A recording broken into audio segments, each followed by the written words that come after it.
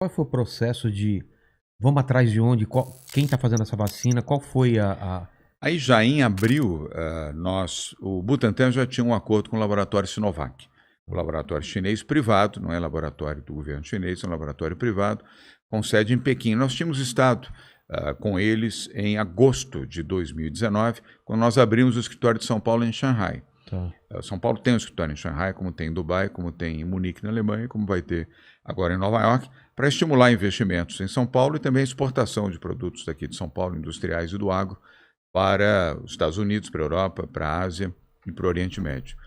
Naquela viagem que fizemos em agosto, foi feito o acordo do Butantan com o laboratório Sinovac. Por quê? O Butantan é o maior produtor de vacinas do hemisfério sul do planeta. Caramba. Eu repito, é o maior produtor de vacinas do hemisfério sul do planeta. O Butantan é uma referência mundial. Tem 120 anos o Butantan. Tem gente que não faz ideia. É tem que a gente associa o Butantan só às cobras. As cobras, é. Mas o Butantan é uma instituição científica excepcional. E o maior produtor de vacinas da América Latina. O maior do Brasil, o maior da América do Sul, por óbvio, também. Então, a Sinovac, o laboratório Sinovac, fez um acordo em agosto de 2019, muito antes de começar qualquer pandemia, qualquer Covid, qualquer coronavírus. Porque havia uma similaridade nos estudos e no desenvolvimento de vacinas. A Sinovac já produzia vacinas, ela não foi criada para produzir a vacina contra a Covid, ela já fazia vacinas na China. Então, quando começou a pandemia, logo no início, no final de março, o Butantan procurou o laboratório Sinovac e disse: nós estamos desenvolvendo uma vacina contra a Covid-19. O Butantan falou: opa, nós temos interesse. E quando foi em abril, final de abril, o Butantan assinou um acordo operacional com a Sinovac, dizendo: assim que tiver a vacina contra a Covid, nós queremos ter a vacina aqui no Brasil e queremos testar a vacina aqui no Brasil. Uma carta de interesse, uma pré-compra, o que era? Na verdade já foi um contrato. Já? Um contrato para o desenvolvimento da vacina. Tá. Em maio, eles já tinham a vacina pronta. Eles foram muito rápidos. Caramba. Muito rápidos. Já tinham a vacina pronta e começaram a fazer a testagem. Nossa. E o Butantan fez a opção de compra de vacinas já em maio. Aí foi contrato. Tá. Não foi nem sequer carta de intenção. Quando chegou em agosto, eles já tinham a comprovação de que a vacina contra a Covid-19, os chineses da Sinovac, era uma vacina eficaz. Aí nós assinamos o contrato para compra de vacina. E fizemos uma compra inicial prevista de 50 milhões de doses da vacina. E aí que nós começamos a oferecer para o governo federal. Não, isso foi em agosto. Em agosto. Em agosto. Tá. Em maio eles começaram a fazer a testagem. Fizeram a testagem em maio, junho e julho. Em agosto já tinha o resultado de eficácia e de segurança da vacina. Tanto que já no no final de setembro, nós já tínhamos aqui 6 milhões de doses da vacina. Finalzinho de setembro, os últimos dias de setembro, que a Anvisa autorizou que tivéssemos aqui para quê? Para fazer a testagem, o Butantan protocolou para fazer a testagem da vacina e, tendo a vacina testada, iniciar a aplicação da vacina. Aí, o maluco começou a dizer: aqui no Brasil, de jeito nenhum, vacina da China, vacina chinesa, vacina do Dória, não vai ter, não pode, não sei o quê. Nós podíamos ter iniciado, Rogério, a vacinação em outubro do ano passado. Outubro. Nós só começamos a vacinar ele só não quis, em janeiro, e porque nós começamos a vacinar. Não, ele só não... Senão era em abril. Exatamente, ele não quis e não queria que ninguém fizesse. Ele não fez. E não permitia. Falou várias vezes, o maluco falou várias vezes. Não, aqui no Brasil não, essa vacina de jeito nenhum, vacina do Dória, vacina que vai deixar as pessoas loucas, mutiladas, paralisadas, paralíticas, jacaré, tudo quanto era asneira, tudo quanto é bobagem, falou. E proibiu, inclusive, o então ministro Eduardo Pazuello de comprar. No dia 24 de outubro, lembro bem das datas. Poderia ter comprado, então, em outubro já poderia ter comprado. O ministro anunciou a compra de 46 milhões de doses da vacina. O Eduardo Pazuello, agora ex-ministro, anunciou, fez uma live com governadores, com a participação de deputados e de senadores da sede do Ministério da Saúde em Brasília. Vou comprar 46 milhões de doses da vacina do Butantan. No dia seguinte, às 8 horas da manhã, o Bolsonaro desmentiu e desautorizou o Pazuello. Falou: não, vacina da China, não. Quem manda sou eu, não vai ter vacina.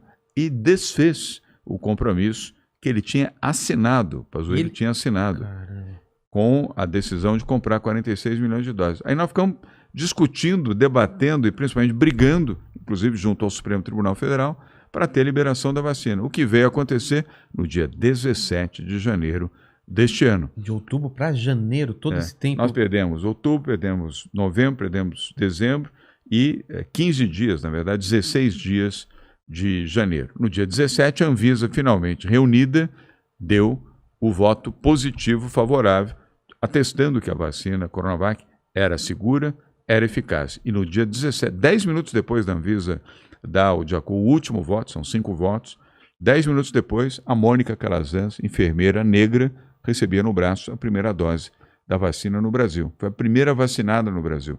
E a partir daí começamos a vacinação. Se não fosse São Paulo, Rogério, só íamos ter vacina aqui em abril. Caramba. Porque o Pazuello, rendido para o maluco, disse que, quando perguntado, você se lembra até, essa frase vai para a história política do Brasil. Uma repórter perguntou, mas ministro, não está na hora de vacinar? Não está muito tarde para vacinar? E ele respondeu, pressa para quê?